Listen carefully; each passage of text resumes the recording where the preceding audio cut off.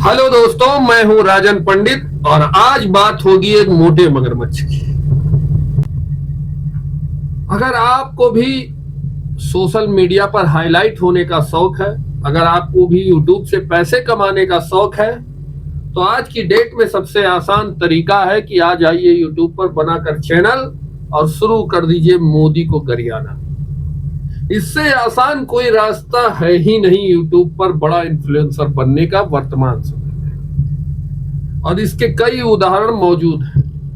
नेहा सिंह राठौर, रवीश कुमार, योगेंद्र यादव, अभिषार शर्मा, प्रज्ञा मिश्रा, इन सबके 14 लाख, 15 लाख, 20 लाख सब्सक्राइबर हैं और मोटा माल छापते हैं मोदी को गरियाना। ये तो वही वाली बात हो गई कि एक पुराना डायलॉग सुना होगा आपने कि इतनी गोली मारेंगे कि खोखा बीन कर भी अमीर हो जाओगे। तो ये लोग खोखा बीनने वाले लोगों की लिस्ट है जो सिर्फ खोखा बीन के अमीर हो रहे हैं। और इसी लिस्ट का सबसे बड़ा जो मगरमच्छ है, खुद को बादशाह समझता है, जर्मन शेफर्ड जिसको कहा जाता है, आज बात उसकी, जिसका नाम है ध्रुव राठी।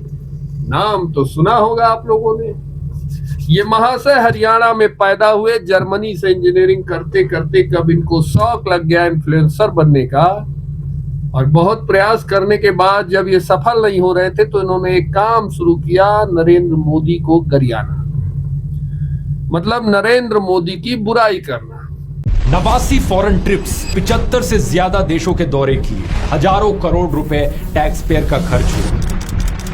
मीटिंग कीजिए, नारियल पानी पीजिए, झप्पी लीजिए, लेकिन सवाल ये कि इस सब का रिजल्ट क्या निकला। 10 वीडियो में 6 वीडियो ये बनाते हैं दुनिया के पर्यावरण को लेकर, घटनाओं को लेकर, और उसी में 4 वीडियो पेल देते हैं नरेंद्र मोदी की बुराई का। और भाई साहब के आज लगभग 1.5 करोड़ के लगभग सब्सक्राइबर हैं। घंटों में ही इनकी वीडियोस पर 20 लाख 30 लाख व्यूज चले जाते हैं। ये कहानी है उस शख्स की जो खोखा बीन रहा है नरेंद्र मोदी नाम का। क्या गजब शख्सियत है इस धरती पर पैदा हुई नरेंद्र मोदी। मतलब जो कौन सा एक गाना था, जो दे उसका भी भला, जो ना दे उसका भी भला। जो मोदी को मान रहे हैं उनका तो भला हो ही रहा है क्योंकि इस राष्ट्र का भला हो रहा है, लेकिन जो मोदी को गरिया रहे हैं उनकी भी रोजी रोटी और उनके भी घर का खर्चा इसी से चल रहा है, मोदी को गरिया कर। तो आज बात ध्रुव राठी की, एक मोटे मगरमच्छ की। हालिया में ही इन्होंने एक वीडियो बनाई चैट जीपीटी को लेकर। चैट जीपीटी तो आप लोग जानते ही होंगे, लेटेस्ट टेक्नोलॉजी जिसको एआई कहा जाता है। जैसे आप पहले गूगल पे कोई सवाल किया करते थे और उसका जवाब आपको गूगल देता था, उसकी एक लेटेस्ट टेक्नोलॉजी समझ लीजिए आ गई, जिसको आप चैट जीपीटी कहते हैं या ओपन एआई कहते हैं। इस पर आप किसी भी सवाल का जवाब पूछेंगे वो जवाब देगा, वो सवाल कोई भी हो। मोटा मोटी इसका जो तरीका है वो ये समझ लीजिए पहले आप कि ओपन एआई या चैट जीपीटी ने इस दुनिया में सोशल मीडिया पर किसी भी प्लेटफॉर्म पर जो कुछ भी लिखा गया है या कोई किताब बनी है जिसमें जो कुछ लिखा गया, वो सारा डाटा उसने कलेक्ट कर रखा है अपने माइंड में, और जब भी आप कोई सवाल पूछते हैं तो उसमें से वो जवाब निकाल कर देता है। तो ये ध्रुव राठी भाई साहब ने एक वीडियो बनाया और उसमें ये दिखाने की कोशिश की कि ओपन एआई नरेंद्र मोदी का बुराई कर रहा है। Hello friends, in the last few days, Grok AI has set social media on fire. The fake news and propaganda which the workers of Godi Media and IT Cell took years to spread. This one artificial intelligence software has separated everything in a single day by sending lots of WhatsApp forwards in people's phones. On Twitter, a user asked this AI, "Did RSS take part in India's freedom struggle?" To this, Grok replied that RSS had almost no contribution in India's freedom struggle. Some people found it difficult to digest this, so counter questions were asked again and again. But Grok always gave the same answer. RSS being absent in India's freedom struggle is well documented, and Golwalkar himself had accepted this in his book Bunch of Thoughts. This AI is doing fact-checking here with solid evidence and sources. When another user asked which Prime Minister of India is most afraid of press conferences, so he took the name of Narendra Modi. When he was asked who is the most truthful leader of India, he again took the name of Narendra Modi. उसमें इन्होंने 2-3 सवाल ऐसे घुमा के जो भी जैसा भी इन्होंने पूछा हो कि देश का सबसे कम्युनल प्रधानमंत्री कौन है, तो उसने नरेंद्र मोदी बताया। देश में प्रेस कॉन्फ्रेंस से सबसे ज्यादा डरने वाला प्रधानमंत्री कौन है, तो नरेंद्र मोदी है। ऐसे 2-3 सवाल इन्होंने पूछा और उस पर लंबा चौड़ा वीडियो बनाकर 500 लाख व्यूज खींच लिया। क्या बात है।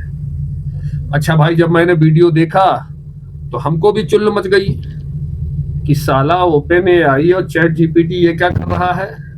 तो फिर हमारी खुराफात जागने लगी और हमने भी इस पर थोड़ा सा रिसर्च करने के बाद चला गया मैं चैट जीपीटी पर। और ये ध्रुव राठी भाई साहब को मैं बताना चाहता हूं कि मैंने क्या क्या सवाल किया चैट जीपीटी से और उसने क्या क्या जवाब दिया। शायद सुनकर इनकी जीभ फट जाएगी। हालांकि ये तो जानते ही हैं कि वही सच है, पर दिखाने के लिए कट पिट करके इधर उधर से पूछ के ऐसे वीडियो बना लेते हैं। लेकिन आपको जानना जरूरी कि ग्रोक जो आज के डेट में युवाओं में, पढ़े लिखों में सबसे ज्यादा हाईलाइटेड है, जिसको दुनिया का सबसे बुद्धिमान मशीन कह लीजिए या इंसान मानते हैं, open AI, chat GPT, Grok, उसने मेरे सवालों का क्या क्या जवाब दिया। सबसे पहला सवाल मैंने उससे पूछा कि चिकित्सा सुधारों के क्षेत्र को लेकर भारत का सबसे सफल प्रधानमंत्री कौन है। उसने एक लंबी लिस्ट थमाई, पहले प्रधानमंत्री से लेकर सबके योगदान गिनाए। लेकिन जब मैं निष्कर्ष पढ़ रहा था तो निष्कर्ष में उसने जिसका नाम सुझाया वो था आपका फेवरेट नरेंद्र मोदी। फिर मैंने यही सवाल शिक्षा को लेकर किया कि भारत में शिक्षा व्यवस्था को लेकर सबसे सफल प्रधानमंत्री कौन है। उसने कहा नरेंद्र मोदी। फिर मैंने पूछा अर्थव्यवस्था को लेकर भारत का सबसे सफल प्रधानमंत्री कौन है। उसके निष्कर्ष ने बताया कि नरेंद्र मोदी। मैंने उससे पूछा कि इंफ्रास्ट्रक्चर को लेकर इस देश का सफल प्रधानमंत्री कौन है, तो उसने 2 नाम बताए, एक अटल बिहारी वाजपेयी और दूसरा नरेंद्र मोदी। ऐसे ऐसे करके मैंने उससे कई सवाल पूछे कि सुरक्षा को लेकर देश के लिए सबसे सफल प्रधानमंत्री कौन रहा, तो भी उसने वही जवाब दिया कि आप नरेंद्र मोदी को सबसे सफल प्रधानमंत्री मान सकते हैं, हालांकि लिस्ट तो इतनी है। तो भैया ध्रुव राठी, हम भारतवासी हैं, हमको चूतिया नहीं बना पाओगे तुम। और ये वीडियो अगर मेरे मित्र लोग चाहेंगे लाइक और शेयर करेंगे तो तुम तक जरूर पहुंचेगा, इसको देख लेना। और आप लोग भी चाहें तो ग्रोक से ये सारे सवाल पूछ सकते हैं और पूरी डिटेल में नीचे जब आप जाएंगे कि निष्कर्ष क्या है, तो लगभग विकास के नाम पर हर चीज में आपको निष्कर्ष नरेंद्र मोदी ही मिलने वाला है। मैंने उससे पूछा कि इस भारत में सबसे ज्यादा गरीबों को छत किसने दिया, यानी मकान किसने दिया, तो उसने बताया नरेंद्र मोदी। हमको तो पहले से पता है क्योंकि हम तो भाई मोदी समर्थक हैं, लेकिन जिनको ये लगता है कि ये सब फर्जीवाड़ा है, वो अपने चच्चा ग्रोक से भी ये सवाल पूछ सकते हैं और जवाब पा सकते हैं। अंत में मैंने उससे एक सवाल किया, क्योंकि ऐसा माना जाता है कि डॉलर और रुपए को लेकर भी विरोधी बहुत ज्यादा मोदी को घेरते रहते हैं। तो मैंने उससे एक सवाल पूछा, क्योंकि रुपए की मजबूती रिजर्व गोल्ड से होती है, यानी सोना कितना किस देश के पास है उस हिसाब से उस देश का रुपया ऊपर नीचे होता है। तो इस पर जब मैंने उससे एक सवाल पूछा कि भारत का रिजर्व गोल्ड कितना है, तो मेरी आंखें फटी की फटी रही। ये आंकड़ा आपको जरूर देखना चाहिए मित्रों, मेरे देशवासियों, यह आंकड़ा आपकी आंखें खोल देगा। साल 2004 में 557 टन गोल्ड रिजर्व भारत के पास था, जब अटल जी ने सरकार से त्याग पत्र दिया।